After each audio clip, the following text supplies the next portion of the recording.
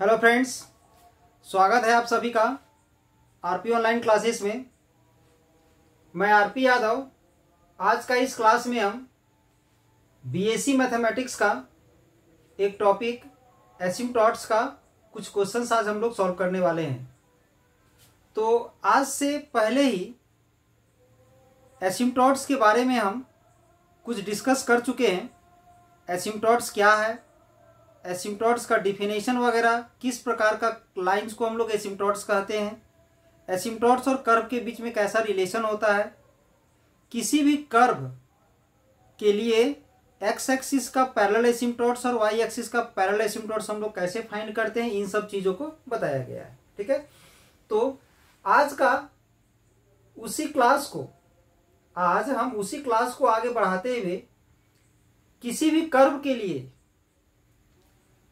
Oblique एसिम्पटॉट्स को हम लोग कैसे फाइंड करेंगे, मतलब वैसे एसिम्पटॉट्स जो एक्स एक्सिस के पैरेलल ना हो और वाई एक्सिस के भी पैरेलल ना हो, वैसा भी एसिम्पटॉट्स हम लोग कैसे फाइंड करेंगे, उन सब चीज़ों का हम लोग आज डिस्कस करेंगे। ठीक है, तो आज का क्लास आपका बेहतर हो, अच्छे से जाए, इसके लिए इससे पहले एसिम्पटॉट्स का जो क्लास हम डिस्कस किए हैं, अगर उसको आप लोग किसी भी कारणवश नहीं देख पाए हो तो उस क्लास को हम अपने चैनल आरपी ऑनलाइन क्लासेस में अपलोड करके रखे हुए हैं, उसे एक बार आप लोग जरूर देख लें।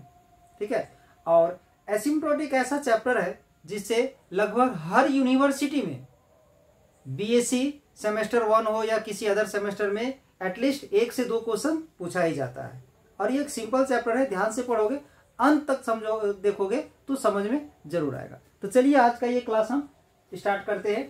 तो आज का ये क्लास स्टार्ट करने से पहले अगर आप लोग अभी तक चैनल को सब्सक्राइब नहीं किए हैं तब तक चैनल को सब्सक्राइब कर दे, बेल आइकन को दबा दे, ताकि इसी प्रकार का लेटेस्ट वीडियो अगर हम कहीं भी अपलोड करके रखेंगे तो उसको आप लोग समय पर उसका उपयोग कर सके और आप उस चीज का लाभ उठा सके। देखिए आज का क्वेश्चन है हमारा oblique asymptotes of an algebraic curve. कोई भी एक अलजेब्रिक कर्व में ऑब्लिक एसिम्पटॉट्स हम लोग कैसे फाइंड करते हैं। तो उसके लिए ऑब्लिक एसिम्पटॉट्स फाइंड करने के लिए उसका कुछ वर्किंग रूल है, तो आप लोग वर्किंग रूल को ध्यान दोगे। देखिए वर्किंग रूल, तो सबसे पहले जो इक्वेशन है उस इक्वेशन में जो हाईएस्ट डिग्री वाला जो टर्म होगा, उस इक्वेशन में जो हाईएस्ट डिग्री वाला टर्म होगा, उस हाईएस्ट डिग्री वाले टर्म में हम x = 1 पुट कर देंगे और y = m पुट कर देंगे in the term of the highest degree. ठीक है, और उसे क्या लेट कर लेंगे, फाई n m लेट कर लेंगे। अगर इक्वेशन में हाईएस्ट डिग्री 3 जा रहा होगा तो फाई 3m होगा, 4 जा रहा होगा तो फाई 4m होगा। ये n जो है सो वो हाईएस्ट डिग्री को रिप्रेजेंट कर रहा है। अब इसके बाद ये जो वैल्यू हमारा फाई nm है उसे हम लोग 0 पुट करेंगे और 0 पुट करने से जो इक्वेशन तैयार होगा उस इक्वेशन को हम लोग सॉल्व करेंगे और उसे m का कुछ वैल्यूज फाइंड करेंगे। इसके बाद हम लोग फाई n - 1m फाइंड करेंगे। दैट इज अगर यहाँ पर फाई 4m अगर होगा तो यहाँ फाई 3m आएगा, अगर यहाँ फाई 3m होगा तो यहाँ फाई 2m होगा। यानी यहाँ जो हाईएस्ट डिग्री था उसमें पुट किए थे x का मान 1 और y का वैल्यू m। अब उससे जस्ट एक कम डिग्री वाले में हम लोग पुट करेंगे सेम x = 1 और y = m और हम फाई n - 1m का वैल्यू फाइंड कर लेंगे। अब इसके बाद c का वैल्यू फाइंड करने के लिए हम लोग इस फॉर्मूला का यूज करेंगे। c का वैल्यू निकालने के लिए हम इस फॉर्मूला का यूज करेंगे, माइनस फाई n - 1m और फाई n का derivatives with respect to m। यानी अगर नीचे फाई 3 होगा तो ऊपर में फाई 2 होगा, अगर नीचे फाई 4 होगा तो ऊपर में फाई 3 होगा। ठीक है, c का वैल्यू फाइंड कर लेने के बाद if c have an indeterminate form, अगर यहाँ पर जो c का वैल्यू आएगा वो इनडिटर्मिनेट फॉर्म आ जाए, दैट इज 0/0 आ जाए या ∞/∞ आ जाए, ऐसा कुछ अगर आ जाता है तो उस कंडीशन में हम लोग c निकालने के लिए, c का वैल्यू फाइंड करने के लिए हम लोग इस इक्वेशन का यूज करते हैं, इस इक्वेशन का हम लोग यूज करते हैं। ठीक है, तो अगर यहाँ फाई 3 होगा तो यहाँ पर फाई 2 हो जाएगा, यहाँ फाई 1 हो जाएगा। अब अगर इस इक्वेशन से भी अगर c का वैल्यू फाइंड अगर नहीं होता है तब जाके हम लोग इसका यूज करते हैं। ठीक है, अब आगे द इक्वेशन ऑफ द एसिम्पटोट्स, उसके बाद हम लोग क्या फाइंड करते हैं, इक्वेशन ऑफ एसिम्पटोट्स। तो इक्वेशन ऑफ एसिम्पटोट्स क्या होता है, y equal to m x plus c होता है। इक्वेशन ऑफ द एसिम्पटोट्स जो होता है वो क्या होता है, तो y equal to m x plus c होता है, इसको याद रखना है। तो देखिए एक क्वेश्चन हम बताने वाले हैं यहाँ पर, ध्यान दोगे। Find the real asymptotes of the curve x cube plus y cube equal to 3aXy। तो सबसे पहले हम लोग क्या किए, ये जो RHS में टर्म है जो उसको हम लोग इधर LHS में एक साइड ले आए। अब इसमें अगर हम लोग डिग्री चेक करते हैं तो ये मेरा 2 डिग्री है, ये 3 डिग्री है, ये 3 डिग्री है। तो क्या बताया गया, हाईएस्ट डिग्री वाले टर्म में x का वैल्यू 1 और y का वैल्यू हम लोग m पुट करते हैं। तो ये दो टर्म ही हमारा हाईएस्ट डिग्री टर्म है जो 3 डिग्री है। तो पुट करने के बाद जो वैल्यू आएगा वो 5,3m होगा, 5,3m होगा। अब x के जगह पर 1 पुट कर दिए और y के जगह पर m पुट कर दिए। अब इसे 0 पुट करेंगे, इसे हम लोग 0 पुट कर दिए। अब इसे 0 पुट करके हम यहाँ से m का वैल्यू फाइंड करेंगे। इसे 0 पुट कर दिए, 5,3m को 0 और 5,3m का ये वैल्यू आया, तो इस वैल्यू को हम यहाँ पर पुट कर दिए। इसे 1 को हम लिख सकते हैं 1 का क्यूब, तो a cube plus b cube का फॉर्मूला अप्लाई हो जाएगा। तो क्या आ जाएगा, a plus b a square minus a b plus b square. तो उस हिसाब से इसको एक बार हम 0 किए तो m का वैल्यू -1 आ गया। अब इसको 0 करके फिर हम m का वैल्यू फाइंड करेंगे। तो ध्यान दोगे, इसे ले लिए और अगर हम इसको सॉल्व करते हैं इस क्वाड्रेटिक वाला रूट्स वाला एक फॉर्मूला से, तो m का वैल्यू हमारा आ जाता है 1 प्लस माइनस अंडर रूट -3। तो रूट के अंदर माइनस आया, इसका मीनिंग क्या है, ये रियल नहीं होगा। जब रियल नहीं होगा तीसरा नंबर को हम लोग छोड़ देंगे, it is not a real. That is m का एक ही वैल्यू आया। ठीक है, m का वैल्यू आ चुका है। अब हम लोग क्या करेंगे, फाई 2 फाइंड करेंगे। फाई 3 फाइंड कर लिए ना, उसका लो डिग्री वाले में जाएंगे, कम डिग्री वाले में। तो फाई 2m तो यानी 2 डिग्री, फाई 2 मतलब 2 डिग्री। 2 डिग्री वाले में सेम वही काम करेंगे, x का वैल्यू 1 पुट करेंगे और y का वैल्यू m पुट करेंगे। तो ये मेरा 2 डिग्री है, सॉरी यहाँ माइनस में है, ये मेरा 2 डिग्री है।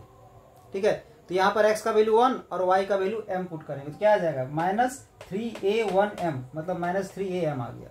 अभी बताए थे c निकालने के लिए हम लोग क्या करते थे, यहाँ पर फाई n-1 होता था और यहाँ पर फाई n का डैश होता था। तो बताए थे, तो n के जगह पर 3 आ गया, n-1 के जगह पर 2 आ गया। दोनों का वैल्यू हम जो पीछे निकाले हैं उसको पुट कर दिए और सॉल्व किए, तो c का वैल्यू हमारा -a आ गया।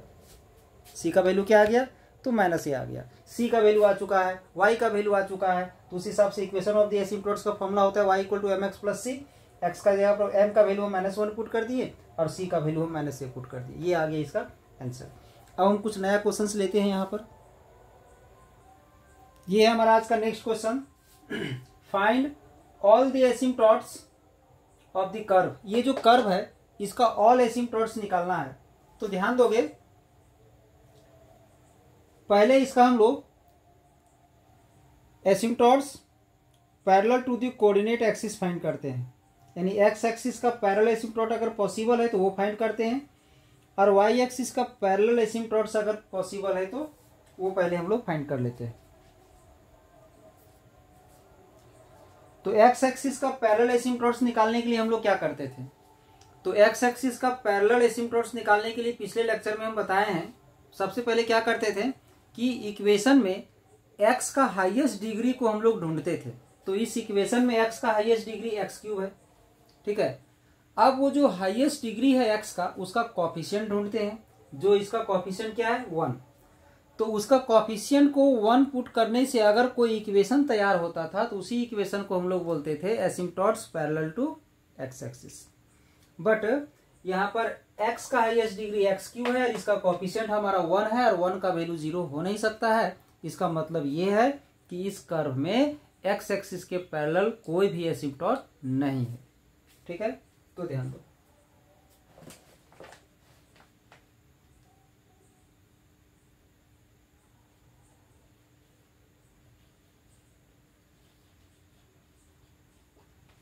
The highest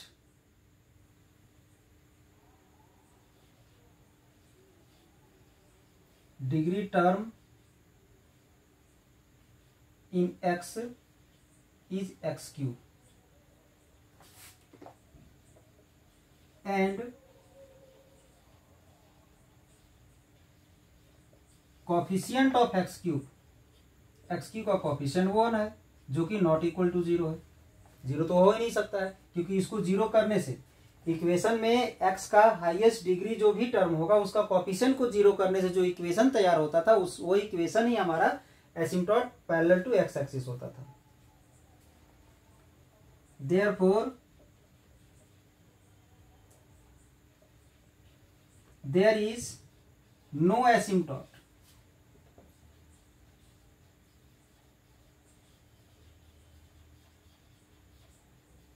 parallel to x axis, यानी एक्स एक्सिस का पैरेलल एसिम्प्टोट फिलहाल नहीं है। अब वाई में ढूंढते हैं।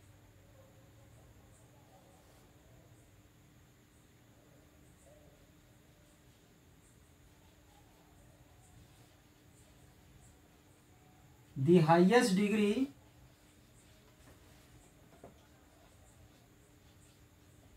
Term in y is, y में हाईएस्ट डिग्री टर्म कौन है? तो वाई में यहाँ पर वाई का पावर 1 है, यहाँ वाई का पावर 2 है, यहाँ वाई का पावर 1 है, तो वाई का हाईएस्ट ये है हमारा, वाई का हाईएस्ट डिग्री वाला टर्म हमारा ये है x y cube, x y cube, y square, x y square.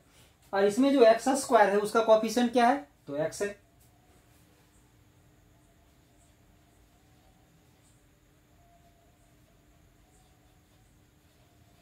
Coefficient of Y square क्या है? एक्स।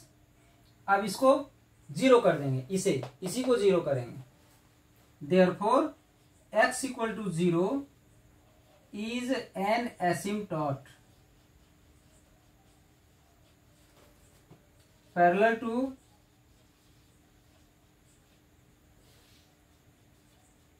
वाई एक्सिस, यानी एक्स एक्सिस का पैरेलल एसिम्प्टोट निकालने के लिए हम लोग एक्स का हाईएस्ट पावर वाले टर्म में जो भी है उसका कोफिशिएंट को 0 करते हैं। तो एक्स का हाईएस्ट पावर था एक्स क्यूब, जिसका कोफिशिएंट तो है ही नहीं, 1 है, कांस्टेंट 0 होता नहीं है। वाई में हाईएस्ट डिग्री देखते हैं तो वाई स्क्वायर है, उसका जो कोफिशिएंट है उसका कोफिशिएंट को 0 कर दिए, एक्स इक्वल टू 0। तो एक्स इक्वल टू 0 करने से जो लाइन आया वो क्या होगा? यहाँ पर equation of asymptote parallel to x axis. ठीक है, ये पैरेलल एसिम्प्टोट्स आ गया। अब हम लोग ऑब्लिक एसिम्प्टोट्स में जाते हैं। उसके लिए जो बताया गया है प्रॉपर्टी इधर, उस प्रॉपर्टी का हम लोग यूज करेंगे। तो हाईएस्ट, इस पूरे कर्व में हाईएस्ट डिग्री कितना है? 3 डिग्री। और कहाँ कहाँ 3 डिग्री है? यहाँ पर, यहाँ पर, यहाँ पर। तो वहां से हम क्या निकाल लेते हैं? फाई 3m, 3 डिग्री हाईएस्ट है तो फाई 3m निकाल लेते हैं। यानी x के जगह पर 1 पुट करेंगे और y के जगह पर m। तो x के जगह पर 1 पुट करेंगे तो यहाँ 1 आ जाएगा, माइनस यहाँ 1 पुट करेंगे और यहाँ m, तो आ जाएगा 2 इंटू 1 इंटू m, यानी -2m, -2m आ जाएगा। फिर यहाँ पर x के जगह पर 1 और y के जगह पर m, तो आ जाएगा m स्क्वायर। ये 3 टर्म ही हमारा हाईएस्ट डिग्री टर्म था जो 3 डिग्री था। तो क्या कर किए? यहाँ पर x के जगह पर 1 और y के जगह पर m पुट किए। तो x के जगह पर 1 पुट किए तो 1 का क्यूब 1 हो गया, यहाँ 1 का स्क्वायर 1 हो गया और यहाँ m, तो सॉल्व किए तो आ गया 2m, यहाँ पर 1 और यहाँ m, तो आ गया हमारा m स्क्वायर। अब इसे हम लोग 0 पुट कर देंगे, इसे 0 पुट कर देंगे, यानी m square minus 2m plus 1 equal to 0। तो इसे m माइनस 1 का स्क्वायर इक्वल टू 0, यानी यहां से m माइनस 1 इक्वल टू 0 आएगा और again m minus 1 equal to 0 आएगा। तो ध्यान दोगे, जब m का 2 और मोर देन 2 इक्वल वैल्यूज आ जाए या फिर c का वैल्यू इनडिटर्मिनेट फॉर्म यहां से आ जाए जो बताए थे, यहां पर दोनों कंडीशन में हम इस फॉर्मूला का यूज करते हैं c निकालने के लिए। m का वैल्यू 2 और मोर देन 2 इक्वल वैल्यूज आ जाए, तो वही चीज तो है, m का वैल्यू 2 वैल्यू आ गया। रह गया बात, अगर हम इसका यूज कर दें इस इक्वेशन में तो इनडिटर्मिनेट आएगा ही आएगा। ठीक है, बात घुमा फिरा के वही पड़ेगा, तो क्यों ना हम यहीं से उसका यूज कर दें। तो इसका यूज करने के लिए क्या क्या चाहिए? n का वैल्यू यानी 3 चाहिए, 3 डिग्री है, तो phi 3 triple dash, phi 2 double dash, phi1 single dash, और यहां पर तो ये नहीं यूज होगा, ये यूज होगा यहां पर, ठीक है। phi3 double dash, phi2 single dash और phi1, इन सब चीजों को हम पहले यहां फाइंड कर लेते हैं, ठीक है। तो ध्यान दोगे, phi3 को तो हम निकाल चुके हैं, phi3 का वैल्यू मेरा ये है 1 माइनस phi3m, phi3m का मान निकालेंगे तो आ गया है 1 minus 2m plus m square. अब यहां से हम निकाल लेते हैं phi3 डैश, phi3 डैश यानी उसको एक बार डिफरेंशिएट करेंगे हम लोग, इसको डिफरेंशिएट करते हैं तो क्या आ जाएगा, इसका 0 और इसका -2। किसके रिस्पेक्ट में डिफरेंशिएट करते हैं, डिफरेंशिएट हम लोग m के रिस्पेक्ट में करते हैं, तो m के रिस्पेक्ट में डिफरेंशिएट करेंगे तो m का 1 हो जाएगा तो -2 बचेगा, और m स्क्वायर का 2m हो जाएगा प्लस में 2m। फिर एक बार डिफरेंशिएट कर देते हैं, phi3 डबल डैश, तो इसका 0 और इसका 2 आ जाएगा क्योंकि m का वैल्यू 1 होता है, ठीक है। अब phi2 में जाते हैं, phi2m, तो सबसे पहले हम लोग phi2m निकालते हैं, phi2m मतलब 2 डिग्री, तो ये दोनों टर्म मेरा 2 डिग्री है, तो यहां पर भी वही काम करेंगे, x के जहां पर 1 पुट करेंगे तो 1 का स्क्वायर 1 हो जाएगा, और x के जहां पर यहां 1 पुट करेंगे, m के जहां पर y के जहां पर m पुट करेंगे तो -m आ जाएगा, ये आ गया। अब इसे एक बार डिफरेंशिएट कर देते हैं तो इसका 0 और इसका -1, ये आ गया।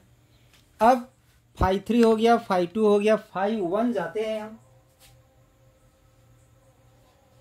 phi1m मतलब 1 डिग्री वाला टर्म, तो इस इक्वेशन में 1 डिग्री वाला टर्म है ही नहीं, तो चलो नहीं है तो 0 हो जाएगा, ठीक है।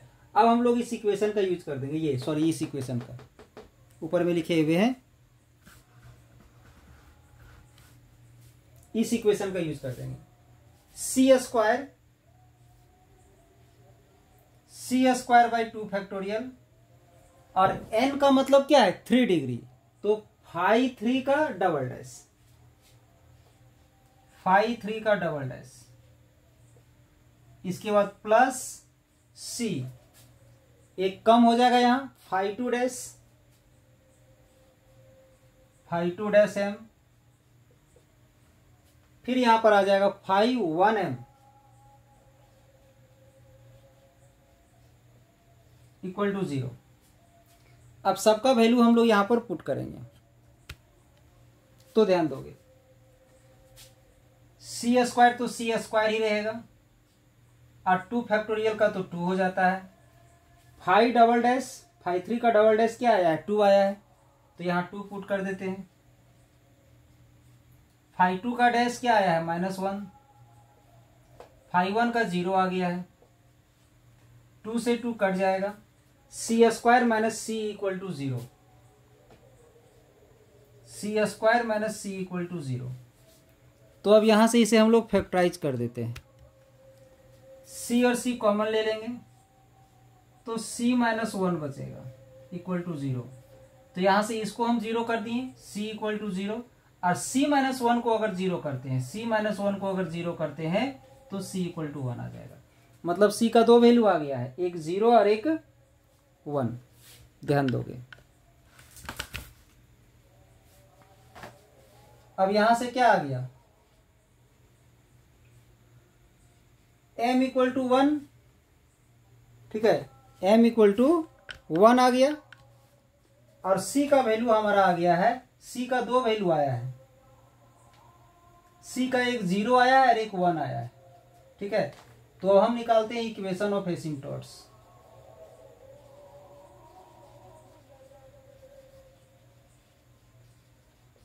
इक्वेशन ऑफ एसिम्पटोट्स होता है y equal to m x plus सी,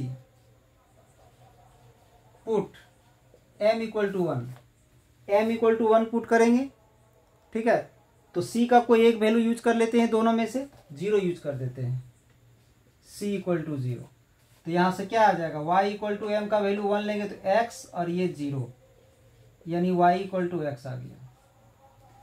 फिर दूसरा पुट कर देते हैं, m का वैल्यू वही रहेगा 1, और c का वैल्यू आ जाएगा 1, तो y इक्वल टू यहाँ 1 पुट करेंगे तो x आएगा और c का वैल्यू भी 1, यानी आ गया y minus x minus 1 equal to 0, और यहाँ से आ गया y minus x equal to 0। ठीक है, और एक इक्वेशन शुरू में ही निकाले थे हम लोग x इक्वल टू 0। ठीक है, x इक्वल टू 0 जो पैरेलल एसिम्प्टोट्स था। हैंस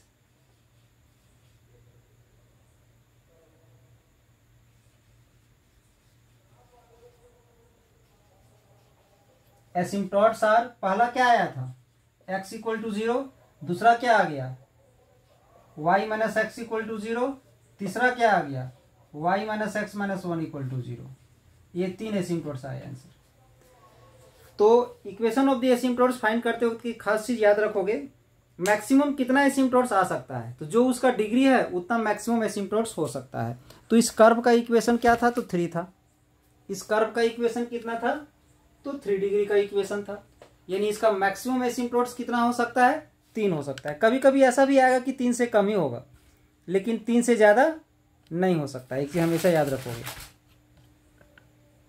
3 से ज्यादा एसिम्प्टोट्स नहीं होगा, या तो 3 होगा या तो 3 से कम होगा। अगर एसिम्प्टोट्स कम आ रहा हो तो एक बार रीचेक जरूर करना चाहिए। मैक्सिमम देखा गया है, ज्यादातर देखा गया है, जितना डिग्री होता है ना उतना एसिम्प्टोट्स तो होना चाहिए।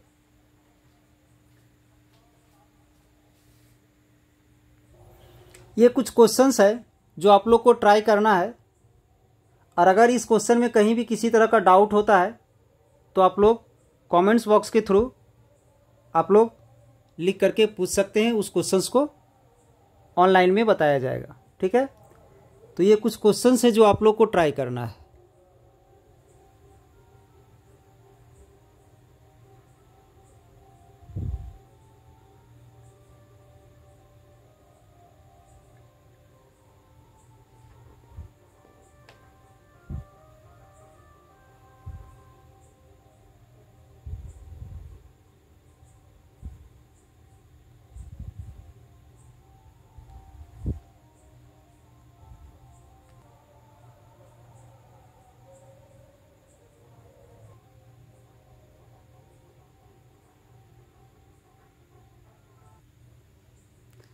इतना सारा क्वेश्चंस है जो आप लोग को ट्राई करना है।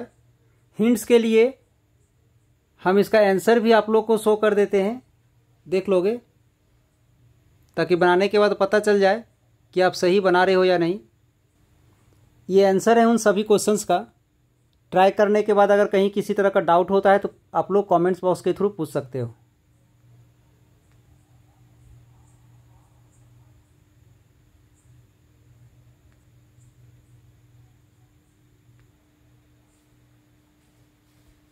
तो ये था हमारा एसिम्प्टोट्स का लास्ट क्लास। तो एसिम्प्टोट्स का हम आप लोग को 3 क्लास दिए हुए हैं। फर्स्ट क्लास को पहले आप लोग देखें, उसके बाद सेकंड को, उसके बाद थर्ड क्लास को, ताकि कहीं भी किसी तरह का डाउट ना हो। और जितना क्वेश्चन आप लोग को प्रैक्टिस के लिए दिया गया है उन सभी क्वेश्चंस को घर में आप लोग ट्राई करें। उसके साथ साथ उसका जो फाइनल रिजल्ट जो आंसर क्या आएगा वो भी आप लोग को दिया गया है। तो अगर इसमें आप लोग को कहीं किसी तरह का प्रॉब्लम अगर होता है तो आप लोग जरूर पूछें। और रह गया बात तो आप लोग की समस्या को, तो कहीं भी अगर दिक्कत होता है तो इस चीज को हम कोशिश करेंगे कि आपकी सभी समस्याओं को हम क्लियर कर दें।